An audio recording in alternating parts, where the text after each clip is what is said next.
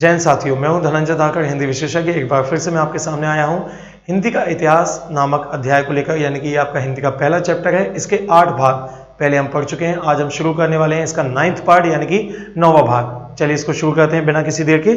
अब जैसा कि आप देख सकते हैं यहाँ पे आपके सामने लिखा हुआ है next classes the future begins here, यानी कि ये है हमारा यूट्यूब चैनल जिसके माध्यम से आप सफलता को प्राप्त कर सकते हैं, वो भी बहुत ही कम समय में। क्योंकि यहाँ पर जितने भी शिक्षक आपको पढ़ाते हैं वे सभी शिक्षक अपने अपने विषय में विशेषज्ञ हैं। तो अब बस अब आपको करना क्या है, हमारे यूट्यूब चैनल नेक्स्ट क्लासेस से जुड़ जाना है और सफलता को सुनिश्चित करना है। इस यूट्यूब चैनल के माध्यम से हम UPSC, MPPSC, SSC, bank, railway और व्यापम के कंप्लीट एग्जाम्स की तैयारी करवाते हैं आपको यहाँ पर।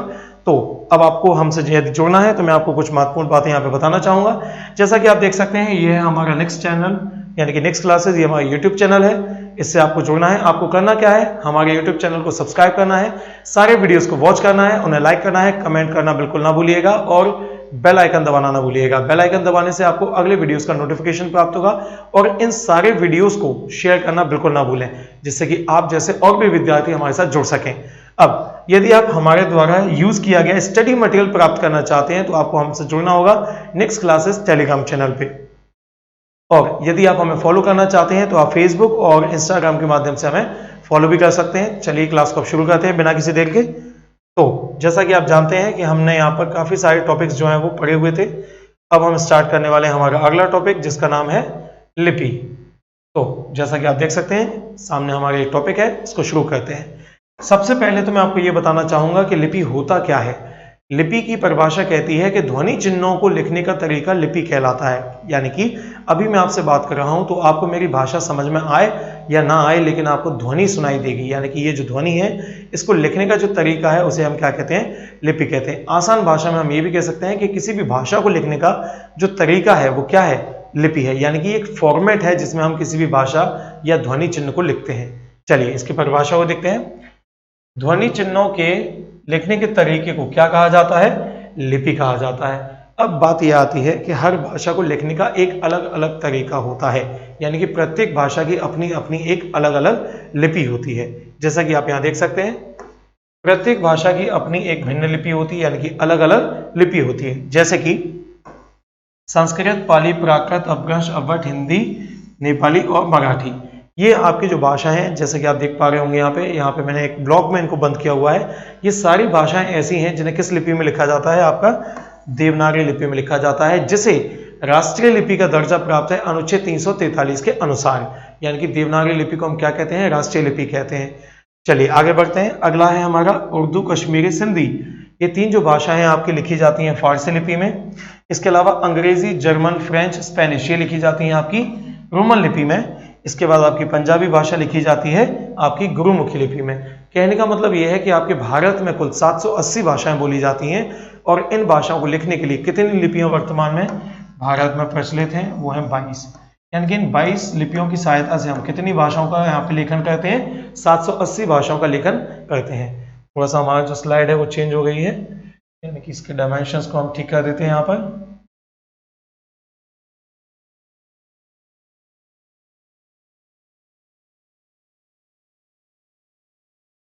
चलिए इसको आगे स्टार्ट करते हैं। तो जैसा कि आपने देखा यहाँ पर, ये जो है हमारी पंजाबी भाषा गुरुमुखी लिपि में लिखी जाती है। अब इसके बाद बढ़ते हैं हम आगे। अब जैसा कि आप देख सकते हैं, ये लिखा हुआ है आपका अगला गुजराती भाषा, ये गुजराती लिपि में। कन्नड़ भाषा कन्नड़ लिपि में। उड़िया उड़िया लिपि में। अरबी आपकी अरबी लिपि में। तमिल तमिल लिपि में। रूसी भाषा रूसी लिपि में। तेलुगु भाषा आपकी तेलुगु लिपि में। मलयालम भाषा मलयालम या केरल लिपि में। तो इसको आप अच्छे से समझ लीजिए, क्योंकि मलयालम जो भाषा है उसको मलयालम या केरल लिपि में लिखा जाता है। यानी कि एक लिपि के 2 नाम हैं, केरल लिपि और मलयालम लिपि। अब बंगला जो है आपकी बंगला लिपि में और असमिया जो है आपकी बंगला लिपि में। तो ये कुछ प्रमुख भाषाएं थी जिनको हम अलग अलग लिपियों के माध्यम से यहाँ पर लिखते हैं। चलिए बढ़ते हैं आगे। अब जैसा कि आप देख सकते हैं ऊपर आपके सबसे पहला पॉइंट यहाँ पे आपको दिखाई दे रहा होगा, ये जो हमारी राष्ट्रीय लिपि है जिसे देवनागरी लिपि कहा जाता है, जिसमें हिंदी भाषा का लेखन किया जाता है, इसे अन्य 2 नामों से और जाना जाता है। इसे हम हिंदी लिपि और लोकनागरी भी कहते हैं। जैसा कि आप देख सकते हैं, देवनागरी लिपि को लोकनागरी एवं हिंदी लिपि भी कहा जाता है। यानी कि आपसे पूछा जाता है कि हिंदी भाषा को किस लिपि में लिखा जाता है। ऑप्शन में देवनागरी नहीं है, लोकनागरी है तो सही आंसर माना जाएगा, हिंदी लिपि है तो भी सही आंसर माना जाएगा। यदि ऐसा होता है कि तीनों ही ऑप्शन में आ जाते हैं तो आपको फिर डी आंसर चुनना होगा, उपरोक्त सभी। ठीक, इस तरीके से। अब बढ़ते हैं आगे। अब यहां पे आप देख सकते हैं हमने एक अच्छा पॉइंट जोड़ा हुआ है, जो कि आपका ये पॉइंट है, जिसमें हमने ये बताया हुआ है कि जो हमारा टॉपिक है लिपि, तो लिपि शब्द जो है सबसे पहले लिखा हुआ कहां पे पाया गया था। जैसा कि आप देख सकते हैं यहाँ पे लिपि और लिपिकर, ये दो ऐसे शब्द हैं जो सबसे पहले कहां पे लिखे हुए पाए गए थे, अष्टाध्यायी नामक ग्रंथ में। अष्टाध्यायी क्या है? ये ग्रंथ है, यानी कि एक पुस्तक है जिसका लेखन किया गया था पाणिनि जी के द्वारा। अब पाणिनि जी कौन है? तो ये वो विद्वान है जिन्होंने विश्व का सबसे पहला व्याकरण ग्रंथ लिखा था, और उस ग्रंथ का नाम क्या था? अष्टाध्यायी। तो पाणिनि जी जो है वो एक ऐसे विद्वान है जिन्होंने विश्व का सबसे पहला व्याकरण ग्रंथ लिखा, जिसका नाम है अष्टाध्यायी, और इसी ग्रंथ में सबसे पहले लिपि या लिपिकर शब्द लिखे हुए प्राप्त किए गए थे। चलिए बढ़ते हैं आगे। अब थोड़ा सा मैं इसको साफ कर देता हूं जिससे आपको समझने में और आसानी हो। चलिए, अब अगला पॉइंट आप यहां पे देख सकते हैं जिसमें हमने बात की हुई है सिंधु घाटी सभ्यता की। लेकिन क्यों? तो सिंधु घाटी सभ्यता की हमने बात यहां पे इसलिए की क्योंकि भारत में लिपि के जो सबसे पहले साक्ष्य प्राप्त हुए थे वो यहीं से, यानी कि सिंधु घाटी सभ्यता से ही प्राप्त हुए थे आपके। जैसा कि आप देख सकते हैं भारत में सर्वप्रथम लिपि के साक्ष्य जो है वो सिंधु घाटी सभ्यता से प्राप्त होते हैं, जिसका समय 2400 से 1700 ईसा पूर्व माना जाता है। जैसे कि आप यहाँ देख सकते हैं 2400 से 1700 ईसा पूर्व का समय माना गया है इस सभ्यता का, यानी कि 700 साल इस सभ्यता का कुल समय माना गया, और इस सभ्यता से ही सबसे पहले हमें कोई भी चीज लिखी हुई प्राप्त हुई। अब चाहे वो भाषा हो या कोई चिन्ह हो, तो कोई भी चीज सबसे पहले लिखी हुई कहां से प्राप्त हुई? हमें सिंधु घाटी सभ्यता से। अब इस सभ्यता का जो समय है इसमें ईसा पूर्व जो है, हमने यहाँ पे एक चीज इस्तेमाल की, ईसा पूर्व, क्योंकि ये समय को दर्शाता है कि समय कौन सा था ये। तो पूरे विश्व में समय की जो गणना की गई है वो दो भागों में की गई है, तो मैं उसको आपको समझा देता हूं, क्योंकि इससे पहले वाले भागों में और आने वाले इस चैप्टर के आने वाले भागों में हो सकता है आपको ईसा पूर्व या ईसा इन दो शब्दों का इस्तेमाल ज्यादा से ज्यादा करना पड़े या सुनना पड़े, तो आपको पता होना चाहिए कि क्या है। चलिए इसको शुरू करते हैं। अब पूरे विश्व में समय की गणना कैसे की गई है मैं आपको यहाँ पे ये समझाने वाला हूं, तो बड़े ध्यान से इसको सुनिएगा, क्योंकि आपको जीएस में भी इसकी काफी ज्यादा जरूरत पड़ने वाली है, क्योंकि जीएस में आप पढ़ेंगे इतिहास, और इतिहास इसके बिना अधूरा है। चलिए, तो जैसा कि आप यहाँ देख सकते हैं ये लिखा हुआ है आपका शून्य, यानी कि जब ईसा मसीह का जन्म हुआ, यानी कि जो ईसाइयों के भगवान है, जब उनका जन्म हुआ तो उनके जन्म के समय को क्या माना गया? उनके जन्म के समय को हमने माना शून्य। उनके जन्म से पहले का जो समय था उसे कहा गया ईसा पूर्व, यानी कि BC, before the birth of Jesus Christ. ईसा पूर्व को इंग्लिश में कहा जाता है BC, before the birth of Jesus Christ, और इसे हिंदी में हम क्या कहते हैं? ईसा पूर्व, यानी कि ईसा मसीह के जन्म से पहले। अब इनके जन्म के जो बाद का समय था उसे कहा जाता है ईसा, यानी कि ईसा मसीह के जन्म के पश्चात, और इंग्लिश में इसे कहा जाता है एडी, यानी कि आफ्टर एना डोमिनी। बिल्कुल सही सुना आपने, इसे कहा जाता है एडी, यानी कि आफ्टर एना डोमिनी। तो इस तरीके से जो है हमारे समय को दो भागों में बांटा गया है। एक बार हमारी स्लाइड फिर से चेंज हो गई है, थोड़ा सा इसके डायमेंशंस गड़बड़ हो गए हैं, तो उसको हम फिर से ठीक कर लेते हैं। चलिए कोई बात नहीं, इसको हम ऐसे लगा देते हैं। अब हम बढ़ते हैं आगे। चलिए, तो जैसा कि आप देख सकते हैं यहाँ पे लिखा हुआ है। अब इसके बाद कहानी कुछ ऐसी है कि यदि अभी हम बात करें तो अभी जो हम जिस समय में हैं तो वो शुरू होता है शून्य के बाद, 1 2 3 4, यानी कि जब ईसा मसीह का जन्म हुआ तो उसको हमने शून्य मान लिया, और शून्य के बाद का जो समय है तो वो आपका ऐसे ही शुरू होगा 1 2 3 4 इस तरीके से। तो अभी हम कहाँ पे हैं? वर्तमान में हम आ चुके हैं 2020 ईसा पर। 2020 ईसा पर हम आ चुके हैं। एक बार फिर से हमारी स्लाइड का डायमेंशन चेंज हुआ, चलिए कोई बात नहीं, इसको हम ठीक कर लेते हैं फिर से।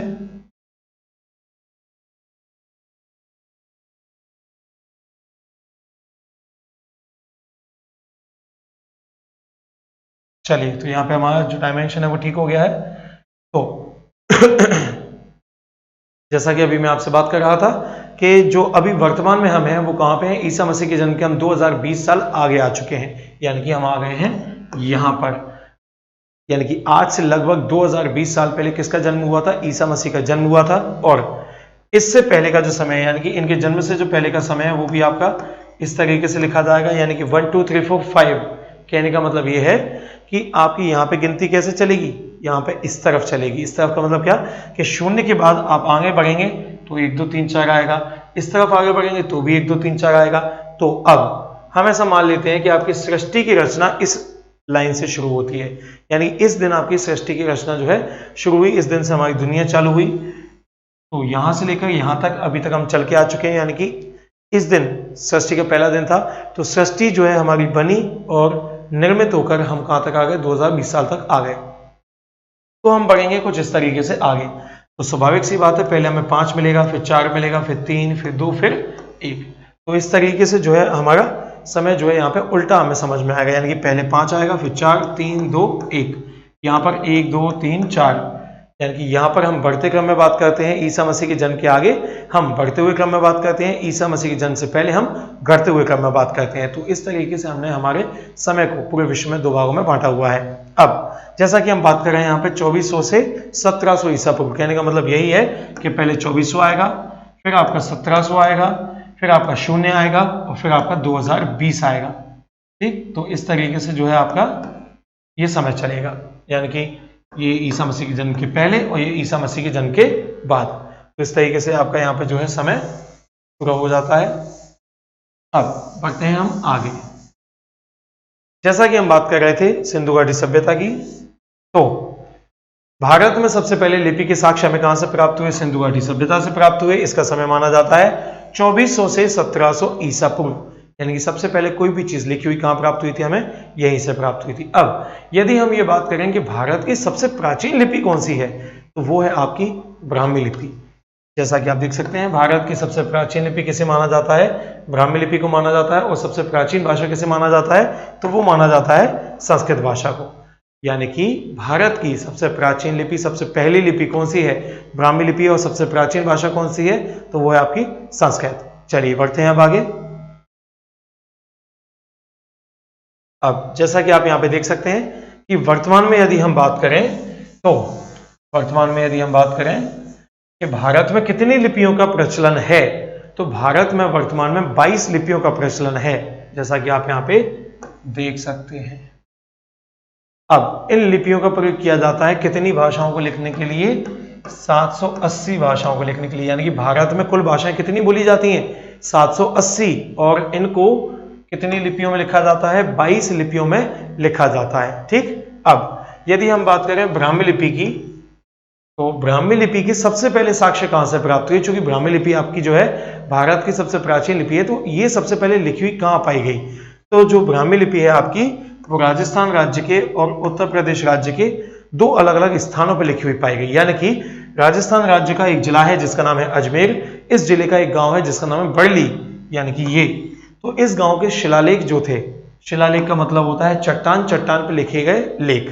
जैसा कि आपने देखा होगा, कुछ लोग होते हैं जो नक्काशी बनाने का काम करते हैं, तो पत्थर पर हथौड़ा और छेनी से ठोक ठोक के लिखते हैं, तो शिलालेख का मतलब वही है। तो यहाँ पे आपके राजस्थान राज्य के अजमेर जिले के बरली गांव के शिलालेखों से सबसे पहले ब्राह्मी लिपि जो है लिखी हुई प्राप्त हुई। इसी प्रकार आपके उत्तर प्रदेश राज्य के बस्ती जिले के पिपरावा स्तूप से, यानी कि उत्तर प्रदेश राज्य में एक जिला है जिसका नाम है बस्ती, और उस बस्ती जिले के पिपरावा स्तूप से जो है आपका ब्राह्मी लिपि का सबसे पहला साक्ष्य जो है हमें प्राप्त हुआ। अब यहाँ पे दिक्कत ये आती है कि 2 जगह हमने बता दी कि राजस्थान से भी लिपि के साक्ष्य प्राप्त होते हैं, उत्तर प्रदेश से भी लिपि के साक्ष्य प्राप्त होते हैं, स्थान तो हमने बता दी, लेकिन समय नहीं बताया कि दोनों में से पहले कहाँ से मिले, तो ये हम आगे आपको बताएंगे। चलिए बढ़ते हैं आगे। अगला है आपका ब्राह्मी लिपि का सर्वप्रथम प्रयोग किसने किया, तो ब्राह्मी लिपि का सबसे पहले प्रयोग किसके द्वारा किया गया था, उनका नाम है वैदिक आर्य। अब ये लोग कौन थे, तो इसको समझाने के लिए मुझे फिर से आपको बोर्ड को साफ करना होगा कुछ इस तरीके से, फिर हम बढ़ते हैं आगे। चलिए, अब जैसा कि आप यहाँ पे देख पा रहे होंगे, ये है वो जाति जो हिंदुस्तान में भाषा को लेकर आई थी, और ये जाति कहाँ से आई थी, आपकी मध्य एशिया से आई थी। इस जाति को यहाँ पे बांटा गया है 2 भागों में। ये कौन कौन से हैं आपके, वैदिक आर्य और दूसरा है आपका लौकिक आर्य। ठीक, वैदिक आर्य और लौकिक आर्य, ये 2 जो है हमने ये भाग बना दिए, यानी कि ये जो जाति थी इसको दो भागों में बांटा गया। क्यों? क्योंकि इनके साथ जो भाषा आई थी उसका नाम था संस्कृत, और संस्कृत भाषा को भी कितने भागों में बांटा गया है? दो भागों में बांटा गया है। कौन कौन सा? वैदिक और लौकिक। ठीक, यानी कि वैदिक संस्कृत और लौकिक संस्कृत, संस्कृत भाषा को भी दो भागों में बांटा गया है। इसी प्रकार इस जाति को भी दो भागों में बांटा गया है, वैदिक आर्य और लौकिक आर्य। इसी तरीके से वैदिक संस्कृत और लौकिक संस्कृत। तो ब्राह्मी लिपि का सबसे पहले प्रयोग किसने किया? वैदिक आर्यों ने किया, यानी कि इन्होंने किया, जिन्होंने वैदिक संस्कृत को लिखा। यानी कि वैदिक संस्कृत को लिखने के लिए वैदिक आर्यों ने कौन सी लिपि का इस्तेमाल किया? ब्राह्मी लिपि का इस्तेमाल किया। जैसा कि आप यहाँ पे देख सकते हैं, नीचे लिखा हुआ है, ब्राह्मी लिपि का सबसे पहले प्रयोग वैदिक आर्यों ने शुरू किया। अब बढ़ते हैं हम आगे। अब जैसा कि आप देख सकते हैं यहाँ पर जो है थोड़ा सा मिसप्रिंट है, तो इसको हम ठीक कर देते हैं। ब्राह्मी लिपि का सबसे प्राचीनतम नमूना, यानी कि सबसे पहले ब्राह्मी लिपि कहाँ पर लिखी हुई पाई गई थी, तो अब हम उसका समय यहाँ पे देखेंगे। तो ब्राह्मी लिपि का सबसे प्राचीनतम नमूना हमें प्राप्त होता है 5वीं सदी से। एक सदी में आपके 100 साल होते हैं, यानी कि एक शताब्दी में आपके 100 साल होते हैं। तो यहाँ पे बताया जा रहा है कि 5वीं सदी, वो भी ईसा पूर्व की। ईसा पूर्व का मतलब क्या हो गया आपका? 500 से 400, कुछ इस तरीके से। ठीक, तो 5वीं सदी जो है आपकी, ये जो आपका समय है 100 वर्षों का, इन 100 वर्षों के अंतराल में सबसे पहले आपके ब्राह्मी लिपि के साक्ष्य जो है प्राप्त हुए थे। 5वीं सदी ईसा पूर्व का मतलब क्या है? ईसा मसीह के जन्म से पहले। जैसा भी आप वर्तमान में 21वीं सदी में हैं, और 21वीं सदी का जो समय है वो आपका क्या है? 21वीं सदी का समय हमारा कब से शुरू होता है? 2000 से लेकर 2100 तक। तो यहाँ पे भी आपका 400 से लेकर 500, लेकिन इसको उल्टा क्यों लिखा है? क्योंकि आपका किस में आ गया? ईसा पूर्व में आ गया। यानी कि 500 से लेकर 400 ईसा पूर्व का जो समय था, इस समय के दौरान आपका ब्राह्मी लिपि का सबसे पहले, यानी कि सबसे प्राचीनतम नमूना हमें प्राप्त हुआ। ठीक, तो ये आपका हमने यहाँ पे समय बता दिया। अब इसके बाद हम आगे बढ़ते हैं और ये बताएंगे अब आपको कि ब्राह्मी लिपि जो है उसी से भारत की सभी लिपियों का विकास हुआ। यानी कि अगले पॉइंट में हमारे यही है कि भारत की सभी लिपियों का विकास किस लिपि से माना जाता है? ब्राह्मी लिपि से ही माना जाता है। अब हम बात करते हैं हमारी राष्ट्रीय लिपि की, जिसका नाम है देवनागरी। यानी कि हिंदी जो है आपकी किस लिपि में लिखी जाती है? देवनागरी लिपि में लिखी जाती है। और इस लिपि के सबसे पहले साक्ष्य कहां से प्राप्त हुए? तो इस लिपि के सबसे पहले साक्ष्य हमें प्राप्त होते हैं गुजरात से। गुजरात जो आपका स्टेट है, गुजरात राज्य जो है, वहां से हमें लिपि के सबसे पहले साक्ष्य प्राप्त हुए। वो भी कौन सी लिपि के? आपके देवनागरी लिपि के। और इसका समय माना जाता है 8वीं सदी, लेकिन यह है आपकी ईसा वाली। ईसा वाली का मतलब क्या है? आपका समय हो गया 800 से 900 ईसा, यानी कि ईसा मसीह के जन्म के 800 साल बाद। 800 से लेकर 900 साल तक का जो समय था उसे हम क्या कहते हैं? 8वीं सदी कहते हैं। और सबसे पहले इन 100 वर्षों के समय में हमें कौन सी लिपि के साक्ष्य प्राप्त होते हैं? देवनागरी लिपि के साक्ष्य प्राप्त होते हैं। राज्य कौन सा था आपका? गुजरात। अब राजस्थान राज्य के, सॉरी आपके गुजरात राज्य के, मैं ठीक कर देता हूं जल्दी से, जैसा कि हम यहाँ पे बात कर रहे थे, जो है आपका गुजरात राज्य था, समय था 8वीं सदी का। यहाँ पर एक राजा थे जिनका नाम था राजा जयभट्ट। तो इनके लेखों से सबसे पहले देवनागरी लिपि के साक्ष्य प्राप्त हुए। और हिंदी भाषा हमारी देवनागरी लिपि में ही लिखी जाती है ना? तो हिंदी देवनागरी लिपि में लिखी जाती है। और इस लिपि के सर्वप्रथम साक्ष्य गुजरात राज्य के 8वीं सदी के राजा जयभट्ट के लेखों से मिलते हैं। तो ये आपके देवनागरी लिपि के साक्ष्य हो गए। अब बढ़ते हैं हम आगे। अगला पॉइंट है हमारा, भाषा और लिपि एक दूसरे के पूरक होते हैं। यानी कि भाषा और लिपि एक दूसरे को पूरा करने वाले होते हैं। पूरा यानी कि कंप्लीट, यानी कि आपका ये, तो भाषा और लिपि जो है वो एक दूसरे को पूरा करते हैं। पूरा कैसे करते हैं? यानी कि जैसे अभी मैं आपसे बात कर रहा हूं तो आप मेरी भाषा को समझ पा रहे हैं। अब आप इसको लिखते हैं तो भाषा को लिखा भी जाता है और लिखी हुई चीज को पढ़ा भी जाता है। यानी कि ये दोनों एक दूसरे को कंप्लीट करते हैं, पूरा करते हैं। कोई भी चीज पढ़ी गई है तो वो लिखी जाएगी, कोई चीज लिखी गई है तो वो पढ़ी भी जाएगी। तो इसलिए हमने लिखा कि भाषा और लिपि एक दूसरे के क्या होते हैं? पूरक होते हैं, यानी कि उसको पूरा करने वाले होते हैं। चलिए अब आगे बढ़ते हैं। अगला है हमारा विश्व की सबसे पहली लिखित एवं ज्ञात भाषा। तो इसको हम यहाँ पे देख लेते हैं, क्या है ये? विश्व की सबसे पहली लिखित एवं ज्ञात भाषा। वो है आपकी सुमेरियन। यानी कि अब हम बात कर रहे हैं विश्व की, कि विश्व में जो आपकी सबसे प्राचीन भाषा है, यानी कि सबसे पहले विश्व में कौन सी भाषा जो थी लिखी हुई पाई गई थी आपकी, तो उसकी हम बात करेंगे यहाँ पर। तो विश्व की सबसे पहली लिखित और ज्ञात भाषा माना जाता है इसे सुमेरियन को, और सबसे प्राचीन लिपि किसे माना जाता है, कीलाकार को। यानी कि कहने का मतलब ये है कि विश्व की सबसे प्राचीन भाषा हमारी सुमेरियन है, और इसको लिखने के लिए कौन सी लिपि इस्तेमाल की गई थी, कीलाकार। कहने का मतलब ये है कील धन आकार, यानी कि कीलाकार, यानी कि उस समय कीलों से ठोक ठोक कर लिखा जाता था। ठीक, अब यदि हम बात करें कि किस सभ्यता की थी, तो ये किस सभ्यता की थी आपकी, ये थी सुमेरियन सभ्यता। यानी कि विश्व की सबसे प्राचीन सभ्यता है आपकी ये सुमेरियन सभ्यता, और इस सभ्यता से ही, और इस सभ्यता की जो भाषा है वो है आपकी सबसे प्राचीन सुमेरियन, और इसी सभ्यता की सबसे प्राचीन लिपि है जिसका नाम है कीलाकार। ठीक, अब जैसा कि आप देख सकते हैं जिसका समय माना जाता है 4500 ईसा पूर्व, जिसका समय माना जाता है 4500 ईसा पूर्व। तो अब इसको हम समझ लेते हैं। यहाँ पे ये क्या है, 4500 ईसा पूर्व का मतलब है ईसा मसीह के जन्म के 4500 साल पहले। ठीक, यानी कि मैंने जैसा कि आपको बताया,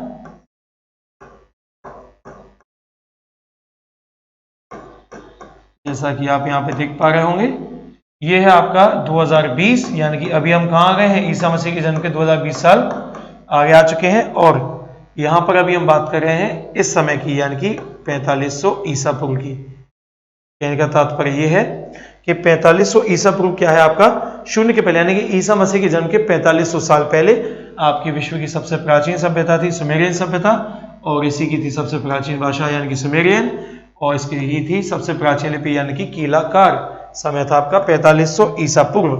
पढ़ते हैं अब आगे। जैसा कि आप देख सकते हैं यहाँ पे अगला पॉइंट जो है आपके सामने लिखा हुआ है कि ब्राह्मी लिपि का विकास और विस्तार किसने किया, यानी कि जो आपकी भारत की सबसे प्राचीन लिपि है इसको डेवलप किसने किया, इसका विकास किसने किया, तो वो किसके द्वारा किया गया था, ऋभ्य ऋषि के द्वारा किया गया था। यानी कि ब्राह्मी लिपि का विकास और विस्तार ऋभ्य ऋषि के द्वारा किया गया। अब यदि हम बात करें हमारे देश के पुराने शिलालेखों की या फिर सिक्कों की, यानी कि शिलालेख का मतलब क्या होता है, चट्टानों के ऊपर जो हम किलो से हथौड़ा और छेनी से ठोक ठोक के जो लिखते हैं, तो वही है शिलालेख आपका, है ना। तो हमारे देश के जो पुराने शिलालेख हैं या प्राचीन सिक्के थे उनके ऊपर किस लिपि में जो है लिखा हुआ कोई भी चीज पाई गई थी, तो ऐसी दो प्राचीन लिपियां हैं आपकी जिनका नाम है ब्राह्मी और खरोष्ठी। यानी कि भारत की सबसे प्राचीन लिपि है ब्राह्मी लिपि, और उसके बाद जन्म हुआ था खरोष्ठी लिपि का। तो ये जो दोनों लिपियां हैं ये ऐसी हैं जिनका प्रयोग किया गया हमारे जो है भारत के सबसे प्राचीन शिलालेखों पर और भारत के सबसे प्राचीन सिक्कों पर। अब बढ़ते हैं आगे। अब यदि हम बात करें कुछ पुस्तकों की जो कि जैन धर्म और बौद्ध धर्म की हैं, तो उनमें जो है लिपि के अलग अलग यानी कि लिपियों की संख्या जो है अलग अलग मिलती है। जैसे कि सबसे पहले आते हैं हम जैन साहित्य की पुस्तक पे जिसका नाम है पन्नवड़ा सूत्र और समवायांग सूत्र। ये दो पुस्तकें हैं, पन्नवड़ा सूत्र और समवायांग सूत्र। इन दोनों पुस्तकों में 64 लिपियों के नाम, इनमें आपके 18 और बौद्ध धर्म में आपके 64 लिपियों के नाम मिलते हैं। यानी कि जैन साहित्य की जो पुस्तक है उसका नाम है पन्नवड़ा सूत्र और समवायांग सूत्र। ये दोनों किताबें अलग अलग हैं और इनमें 18 लिपियों के नाम मिलते हैं। इसी तरीके से आपका बौद्ध साहित्य की जो पुस्तक है इसका नाम है आपका क्या, ललित विस्तार, और इस ललित विस्तार में 64 लिपियों के नाम जो है आपको यहाँ पे मिलते हैं। ठीक, तो आपकी ये अलग है, और यानी कि पन्नवड़ा सूत्र समवायांग सूत्र ये पुस्तक है आपकी जैन साहित्य की, और आपकी जो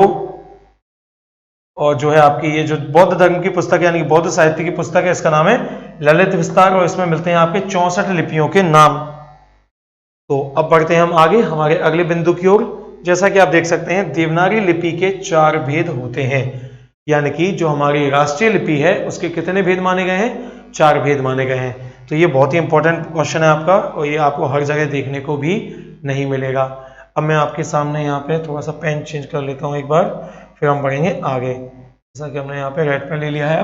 अब जैसा कि आप देख सकते हैं अर्धनागरी जो है ये आपके पश्चिम भारत में, पूर्वी नागरी पूर्वी भारत में, नंदी नागरी आपके दक्षिण भारत में, और नागरी जो है इसका प्रचलन है आपके बिहार, मध्य प्रदेश, उत्तर प्रदेश और राजस्थान में।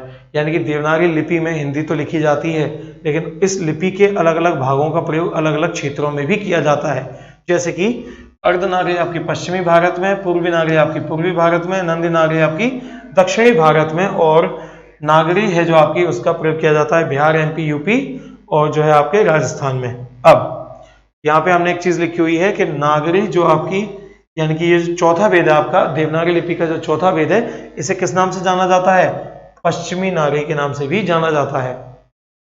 ये जो हमारी लिपि है नागरी, इसको पश्चिमी नागरी के नाम से भी जाना जाता है। अब यदि हम बात करें कि नागरी लिपि जो है आपका, जो आपकी नागरी लिपि है, ये इसके सबसे पहले इसका पहले हमें उल्लेख कहां से प्राप्त हुआ? तो जैन ग्रंथ था एक हमारा जिसका नाम था नंदी सूत्र, यानी कि देवनागरी लिपि के 4 वेद होते हैं। इन चारों में से जो आपका चौथा वेद है उसका नाम है आपका नागरी, और नागरी जो है इसके सबसे पहले उल्लेख हमें कहां से प्राप्त हुआ? इसका सबसे पहला उल्लेख जैन ग्रंथ से प्राप्त हुआ जिसका नाम है आपका क्या?